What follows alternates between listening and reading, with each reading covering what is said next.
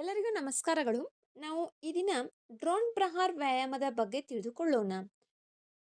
ಭಾರತೀಯ ಸೇನೆಯು ಇತ್ತೀಚೆಗೆ ಅರುಣಾಚಲ್ ಪ್ರದೇಶದ ಪೂರ್ವ ಸಿಯಾಂಗ್ ಜಿಲ್ಲೆಯ ರಾಯಾಂಗ್ನಲ್ಲಿರುವ ಮಿಲಿಟರಿ ಠಾಣೆಯಲ್ಲಿ ಡ್ರೋನ್ ಪ್ರಹಾರ್ ವ್ಯಾಯಾಮವನ್ನು ನಡೆಸಿತು.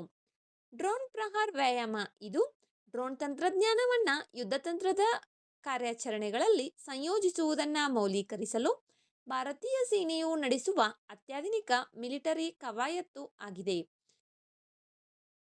ಹಂತ ಹಂತದ ಕಣ್ಗಾವಲು ಮತ್ತು ನೆಲದ ಮೇಲೆ ಕ್ರಿಯಾತ್ಮಕ ನಿರ್ಧಾರ ತೆಗೆದುಕೊಳ್ಳುವಿಕೆಯನ್ನು ಬೆಂಬಲಿಸುವ ಮೂಲಕ ಯುದ್ಧತಂತ್ರದ ಕಮಾಂಡರ್ಗಳಿಗೆ ಆಜ್ಞೆಯ ವ್ಯಾಪ್ತಿಯನ್ನು ಹೆಚ್ಚಿಸುವುದು ಮತ್ತು ಪರಿಸ್ಥಿತಿಯ ಅರಿವನ್ನು ಸುಧಾರಿಸುವುದು ಈ ವ್ಯಾಯಾಮದ ಉದ್ದೇಶವಾಗಿದೆ.